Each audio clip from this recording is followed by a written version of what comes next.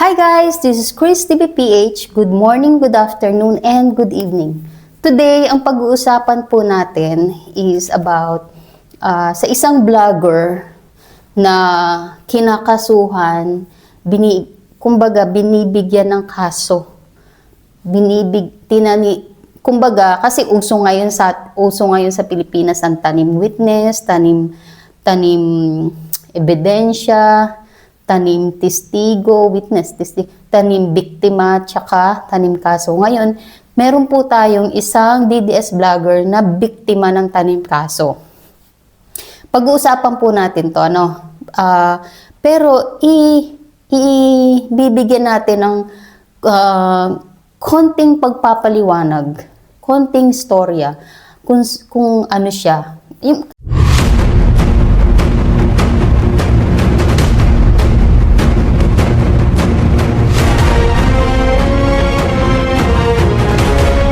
Sa akin, ito yung mababaw na opinion ko about dito sa DDS vlogger na to, okay? Kaya, pero bago yan, don't forget to like, subscribe to my YouTube channel para po matulungan nyo akong ma-reach ang 2,000. Thank you so much sa 1,190 plus subscribers ko. Masaya. Palaki na po tayo ng palaki hanggang ma-reach natin ang 2,000. Okay.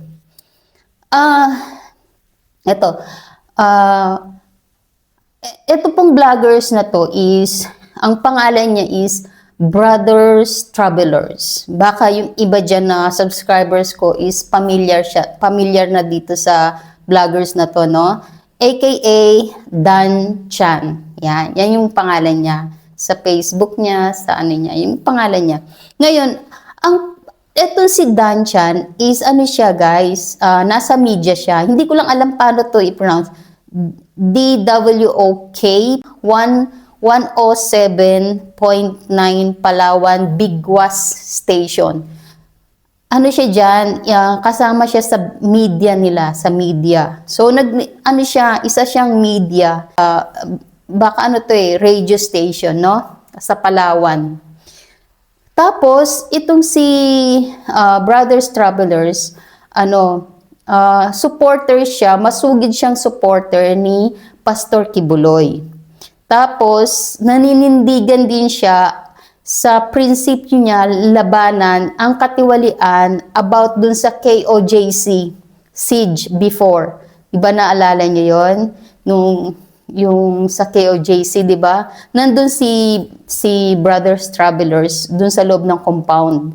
Siya ang isa sa mga vloggers nang nagla-live sa YouTube para ibalita kung anong nangyayari sa loob ng KOJC compound. Yan si Brothers Travelers. Tapos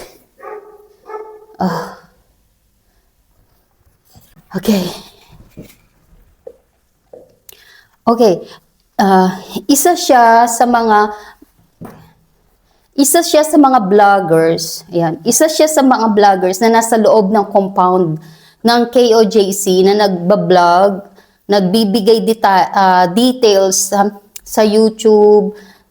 Kumbaga, siya rin yung isa sa mga sumasagot sa mga PNP na nandoon. Pati nakikipagsagutan kay Torre, nandun din siya. Tapos, kasama niya yung mga banateros. Tapos, dun sila sa loob ng compound. Talagang pinakita niya yung suporta niya sa KOJC. Now, isa rin siya sa supporter ni PRRD. Isa rin siya sa supporter ni PRRD, ni BP Sara.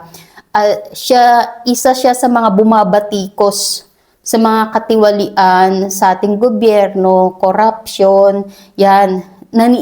Naniniwala kasi siya sa leadership ni PRRD at ni BP Sara. Sa mga Duterte, siya yung isa siya sa mga supporter. Tapos, isa rin siya sa mga sumasama sa mga police operation.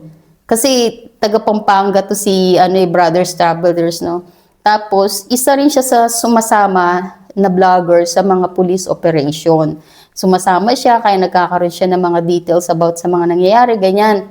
Tapos, Siya rin ay miyembro ng Berada Aguila ng SM Manay, under of SM Manay. SM Manay. Yan.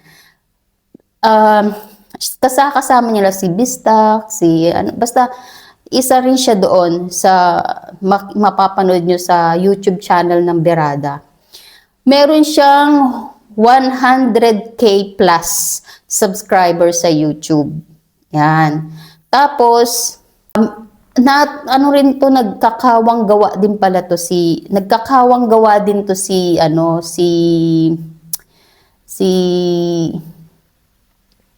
Brothers Travelers. Namimigay rin siya ng mga bigas, ganyan, yung malit na bagay lang, pero para sa ating mga kapwa Pilipino na naghihirap is malaking bagay na yan, ano. Ganyan yung gawain ng mga DDS na namimigay ba. Ito yung mga klase ng vloggers na may puso ba, may malasakit sa kapwa, di ba? Tapos ngayon, humantong na siya sa kinakasuhan siya ng 2 prosecutors, hindi ko alam kung saan lugar, basta 2 prosecutors na kinakasuhan siya ng parang tanim kaso. Yan, tanim kaso. Ito yung di umano to Ito yung nakarating sa atin, pero hindi ako 100% na sure kung ano yung kaso niya talaga. Pero ito yung sa observation ko is sa nakikita ko, ito yung nangyayari. 'Di ba? Ito yung nangyayari na kinakasuhan siya ng illegal detention ng 2 babae, ganyan, sa barangay daw, chuchu, hindi ko alam. Para sa akin kasi guys, dapat tayo no, may alam tayo kahit papaano, kahit na konti sa batas. Kasi guys, nangyari sa akin yan. Nung gumigimik kami, kwento ko lang, no, segue ko lang. Nung gumigimik kami sa Malate, no, meron dyan isang bar. Tapos, yung crowded talaga yung bar na yun, no. May, naka-skirt ako nun, may pumaso sa binti ko. Tapos, gumanti ako. Kasi that time, nag-yosi pa ako, ngayon hindi na ako nag-yosi. Gumante ako, tapos napaso ko siya sa bibig. Lumobo yung bibig niya, tapos napunta kami sa Hospital ng Maynila para medical legal kasi nagkagulo na sa loob ng bar. Tapos dinala kami sa Station 5. Basta dinala kami sa Station 5. Nung pag-upo namin sa investigador, iniba ko yung pangalan ko kasi wala naman akong dalang cellphone, wala akong ID. Pinasa ko sa kasama ko. Tapos, tinanong yung pangalan ko, iniba ko. Tapos yung nagkausap kami. Tapos sabi ko dun sa investigador, tinanong ko yung nagko-complain sa akin kasi siya yung mas malaki yung damage, no? Mas malaki yung injury. Tapos kesa sa akin. Pero yung sa akin kasi dinagdagan ko na lahat ng tinatanong ako sa Hospital ng Manila. Dinagdagan ko na lahat ng mga injury ko na medyo masakit. Ganito, ganyan, ulo ko, ganyan. Kasi nagkasabunutan eh. Tapos, nung pagdating namin doon, iniba ko yung pangalan ko. Kasi wala naman silang magagawa, wala naman ako ID. Tapos, after noon, nagkapares kami na apelido. Sabi ng investigador, baka magpinsan pa kayo, ganyan. Tapos nangihingi, ang ending, ayaw niya akong kasuhan. Humingi na lang siya ng danyos. Tapos sabi ko, kung di mo kakasuhan, sabi ko, hindi ako madidetain kasi pag na-detain ako within 24 hours, pwede kong balikan ang mga pulis.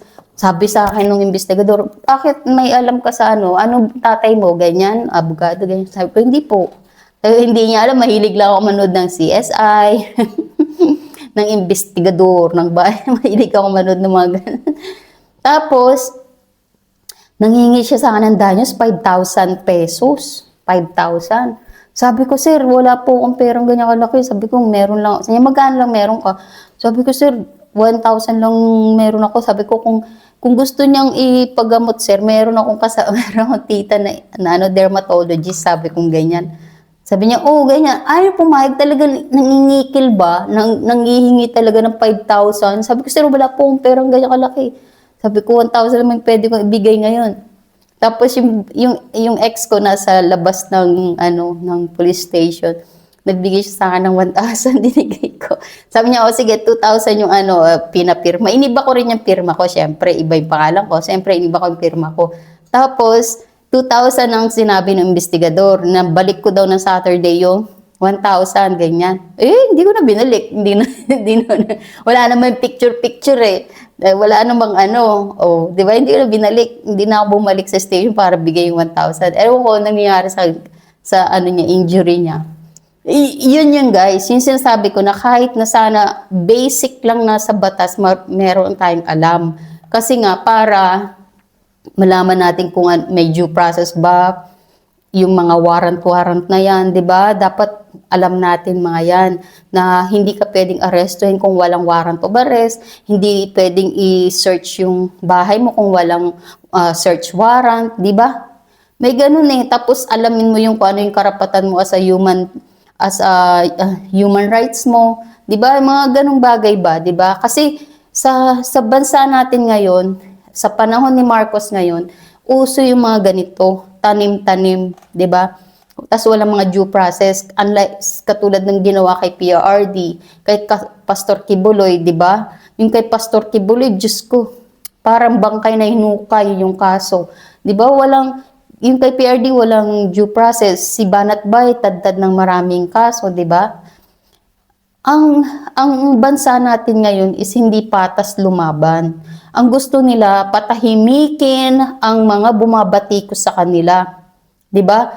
Ayaw nilang masilip.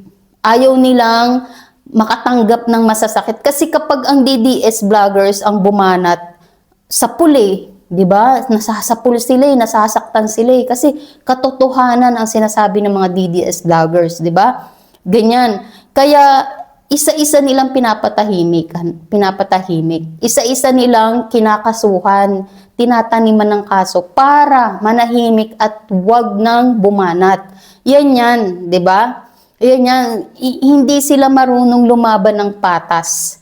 Ang ginagawa nila is dinadaan nila sa tanim-tanim na yan, di ba? Kakasuhan ka talaga nila kahit na walang due process, talagang sisigi nila yung pagkakaso sa'yo.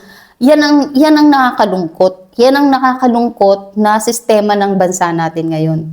Dahil ang leader natin is walang pakialam sa human rights. Wala silang pakialam kung ano ang karapatan mo bilang tao na pwede kang bumatikos sa mga katiwalian na nangyayari sa bansa natin. 'Di ba? Yan. Pag hindi ka maalam sa batas, yan ang mangyayari. Parang nganga ka na lang, tatanggapin mo na lang kung ano yung ibibigay nilang kaso sa'yo.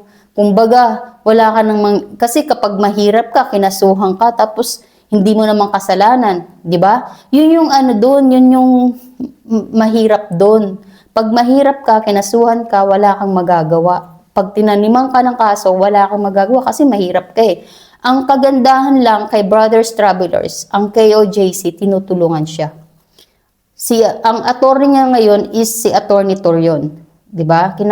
Si Attorney Torion magaling. Napanalo niya yung kaso ni Joey ba yun? Yung isang vloggers din na DDS vlog.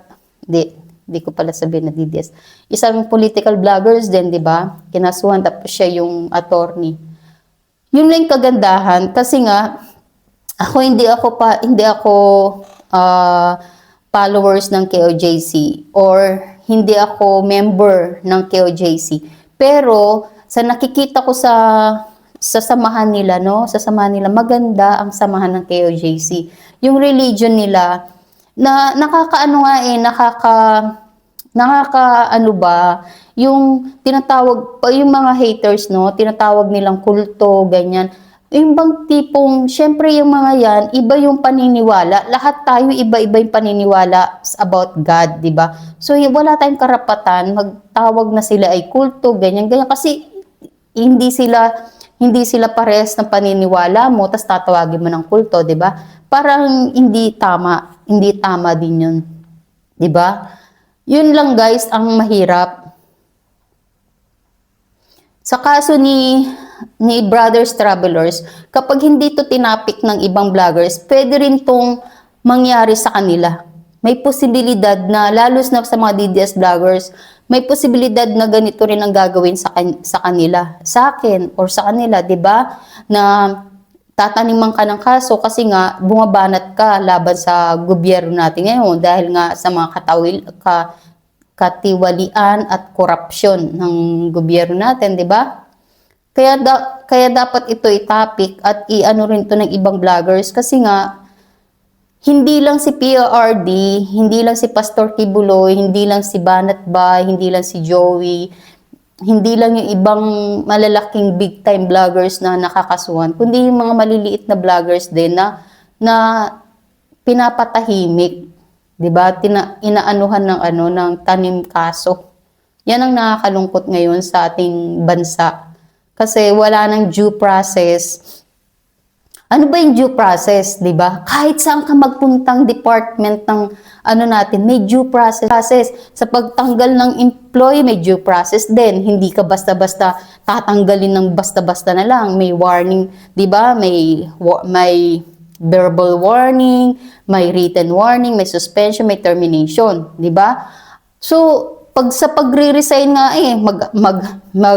may due process din. Pa-file ka ng resignation letter mo. Tapos, may 1 month, di ba, yung palugit na 1 month. Tapos, meron kang maibibigay sa'yo nung last sahod mo. Mga ganun bang bagay, may due process, di ba? Pero kasi sa pamahalaan natin ngayon, parang hindi na uso ang due process, Parang hindi na uso sa impeachment ni BP Sara. Walang due process din. Hindi sinunod ang due process ng impeachment sa Kamara. 'Di ba? Hindi nila binasa yung tamang rules ng impeachment. Kumbaga, ang sitwasyon natin ngayon sa gobyerno is hindi uso ang due process.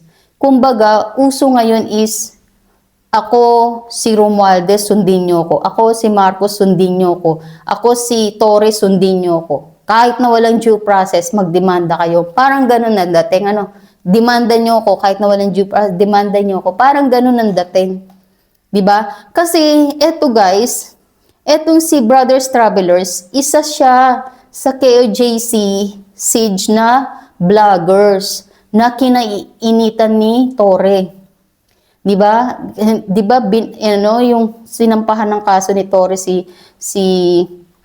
yung mga KOJC na vloggers, si Banat Bay, na kahit na si Banat Bay wala doon sa KOJC compound, si Boss Daday nandoon, sinampahan, di ba? Tingin ko ito kay Brothers Travelers, isa to sa plano.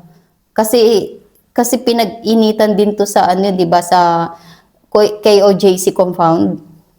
Kaya dapat wag tayong manahimik basta-basta Dapat yung mga DDS vloggers is tignan nyo rin kung ano tong kaso ng isa nating kasamahang DDS vloggers na kinakasuhan, tinataniman ng kaso, di ba?